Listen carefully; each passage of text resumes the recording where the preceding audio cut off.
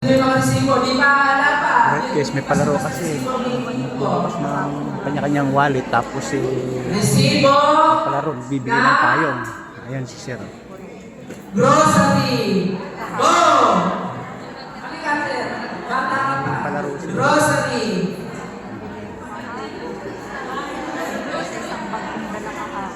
Ayan, may Kamot! pumunta na isang mama. Ayan, marami nagsisitaasan. Asino na po meron ka? Palaro. Resibo, resibo. Resibo daw ang pamamalite. Kanya-kanyang wallet bukas. Hindi naman magbukas eh. So, may matutulong kayo dahil sa resibo. Dinagarat ka pa rin baka kayo na nakalaman. First time na maririnig sa akin pa. Kasi tatay, ang haba ng resibo sa watermark, social. Di ba marami tayong kapatid babae natin? Bakit po kayo may resibo?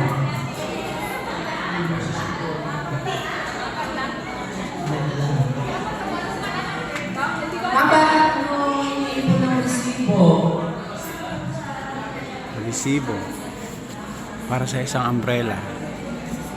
Ito tayo, last edition. Next! Resibo na grocery. Okay mo. Okay, anong Ating tatakbuhan. Okay, next! Dalawa pa! Kasi may nagpalaro kasi dito sa pag Dalawa minigtingan na ng hindi ko grocery kagamot. Dali!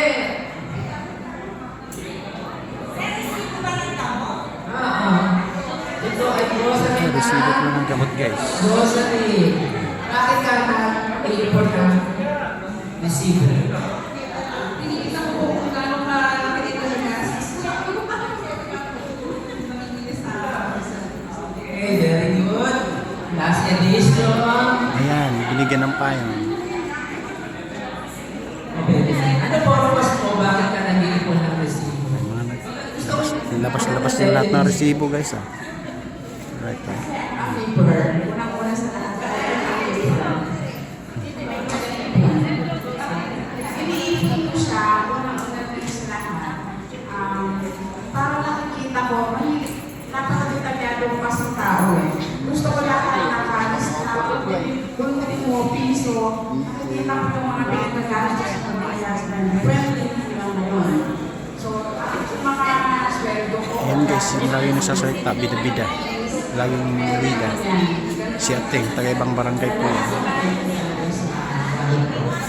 Sige, process natin.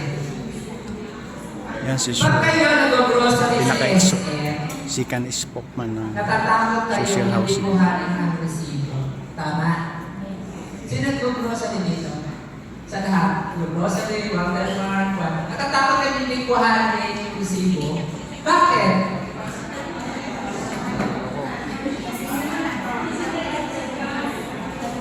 Pag may kabir.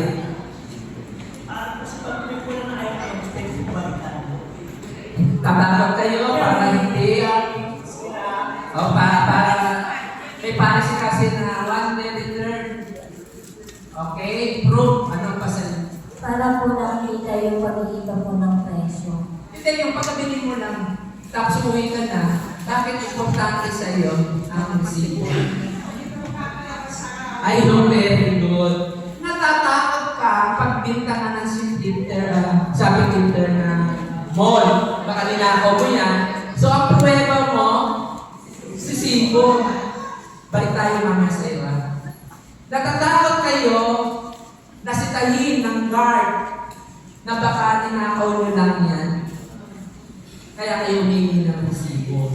Second, based on our experience, sabi ng mga participant ko, kaya sila naghihingi ng resibo, hinihingi ng asawa nila. Pinagdududahan. Bigay na yung payong kasi may nag-surrender ng mga resibo. Para may maipakita. Sabi naman ni Ma'am, tinitingnan Payong para sa masa. kung ano yung nagagastos niya. Tax. Magkano nilalagay ng tax? Hindi gano'n. Hindi ginastusan ng gobyerno na require lahat ng establishment na isuan na resibo. Ang pinaka-main objective, bakit kayo ini-isuan ng resibo ay para malaman ninyo, track your expenses. Hanapin ninyo sa resibo ninyo kung saan napupunta ang pera. Kaya nakakatuwa yung ibang mga magulang habang pauwi, habang ina-unload yung mga grocery, tinicheck isa-isa yung presyo. Hindi siya requirement to prove na ikaw ay nagbayad ng tax. Requirement yan ng BIR to educate ang mga namimili, lalo-lalo na ang mga grocery. Pagdating sa grocery at nakita mo na yung mga presyo, i-apply pa rin natin ang PINTIP, yung Financial Management. Track your expenses. Ang ibig sabihin ng track your expenses, hanapin mo dyan sa pinamili mo na yan, yung tinatawag na wants and needs. Doon ba sa mga pinamili mo, mga items, kailangan ba yan talaga? Or nagpapanik mode ka lang dahil wala nang laman yung grocery rack mo. Di ba yung mga nanay, stress na stress pag wala ng grocery. Lalo na pag-ubus na ang sabon. Ang hiling yung maglaba. Hindi pa puno yung basket, gusto na maglaba. Hindi nawawala sa grocery ang sabon.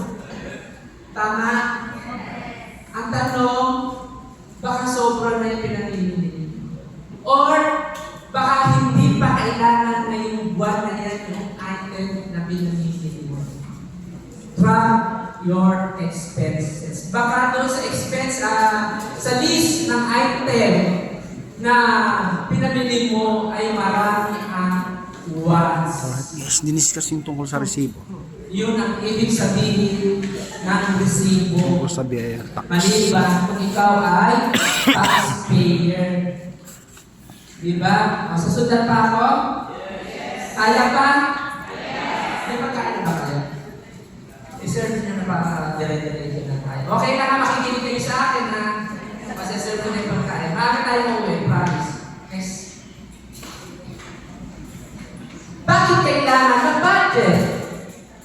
Ito na ang mga dapat nung tandaan. Number one is, upang malaman kung saan napupunta ang inyong kinikita.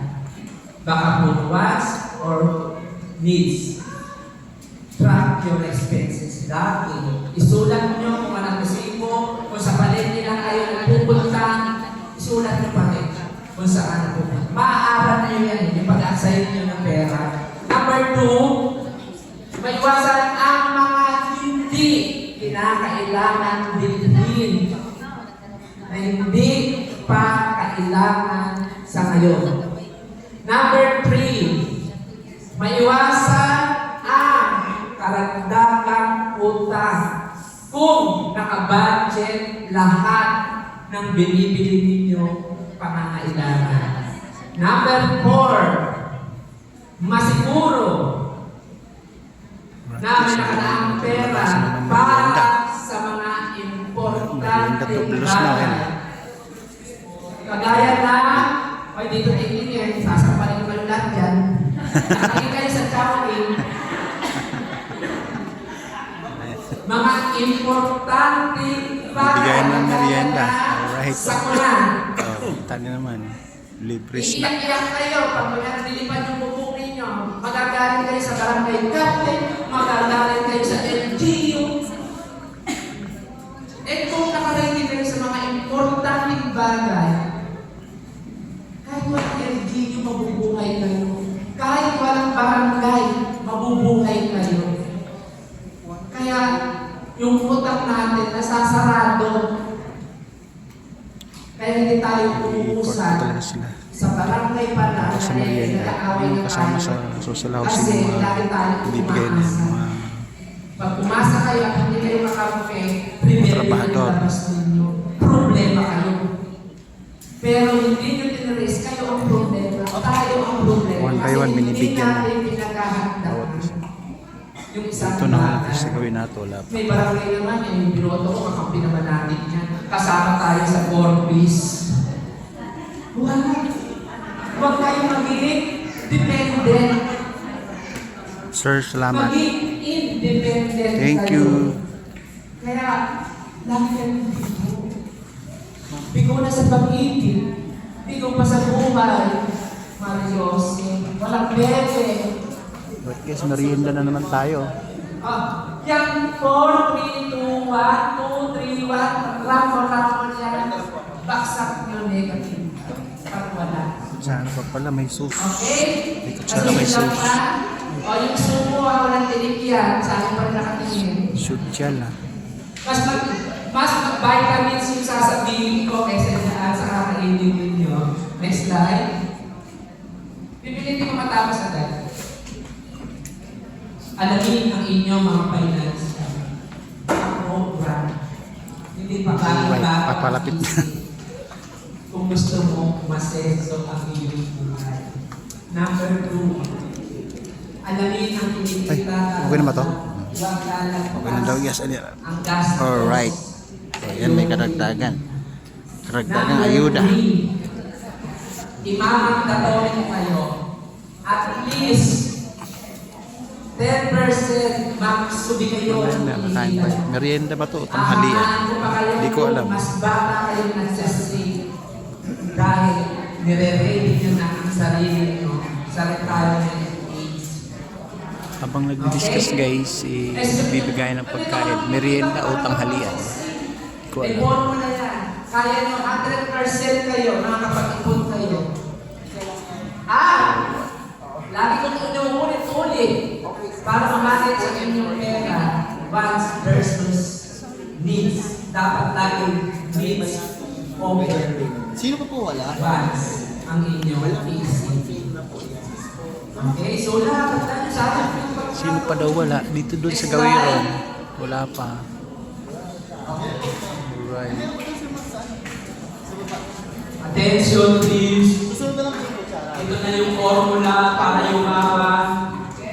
Itigil nyo muna ang inyong pagsuko. Wala mo nang umuya. Pwede nyo nang Ayan, i-stretch wala pa daw yan. umuya guys. Oh. Para sa diniscuss ko, naiintindihan nyo na. Aakyat ako para maintindihan ninyo yung pinaka-importante. Pwede po muna tumingin dito bago sumubos. Alright. Sayang to. Okay. Ito yung ginamit ko sa loob ng 2 taon. Nung ako'y pagka-graduate, para itugunan ko at masagot ko yung pangako ko sa magulang ko na babalikan ko siya para maging successful ako. Sumusweldo ako ng 20,000 kada buwan. Tignan nyo ha, makinig kayo. Sumusweldo ako ng 20,000 kada buwan. Ang 10% ng 20,000, kumukuha ko, bata pa ako na 28 years old pa na ako niyan, para magtayo ng negosyo. Investment, 800. Sinusubi ko na. Mukhang nabigyan na yata lahat guys. Doon sa Kain. 20,000. Nagsusubi rin ako doon sa 20,000 ng 600 para sa aking health insurance. Mahirap magkasakit. Madaling mamatay pag wala ka. Yung iba nagkakainan na yun. Habang nagikinig. Doon pa rin sa 10%, meron akong tinatawag na additional asset allowance. Na 3% is equivalent to 600. Asset Simula na nagtrabaho, non-stop ako bumibili ng alahas. Para pagdating ng panahon, tumanda ako, mayroon akong ibebenta at may sasalita. Ready. Alright guys, diniscuss na niya ito po sa Investment, Investment. 800. 3 taon ako nag-iipon ng 800 para doon sa aking dagdag puhunan doon sa inutang ko sa GSIS. Okay? Kumuha din ako ng 10% para sa long-term savings ko para sa emergency fund. Nagtayo ako ng bahay, kailangan ko mag-prepare, may bagyo, kasi sa aking bataan, tulad din sa calamity. Meron din akong savings sa bangko na naguhulog ako ng Tapos natin kumain yung iba. Tayo hindi pa kumakain. At meron din Kasi ako nakikinig sa discussion ng sir, ng boss. May pera ka na bakit nangungutang ka pa? Kasi kami sa kaibigan ko, nakikiride ako sa ATM. Debit, credit. Wala po akong credit Alright. card. Dinupit ko na po lahat yan.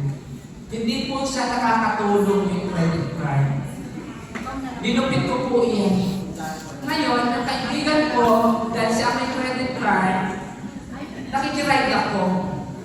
Sa loob ng isang buwan, may nakalaan ako 600. Explain ko yung mamaya na. Formula pa rin dinidiscuss ko. Ngayon, 10% kumuha ko sa education asset. Wala ka naman anak ka, single ka, bakla ka. Bakit ka may education? Yung mga pamangkin ko lumalapit sa akin. Pero yung pagtulong ko sa pamangkin ko, hanggang 10% lang. Kasi pag sinagot mo lahat, ang 10% tuition fee niya, mamimihasa. Hindi mo siya binibigyan ng accountability para makisulitan. Nakukuha? Next! Ano yung needs?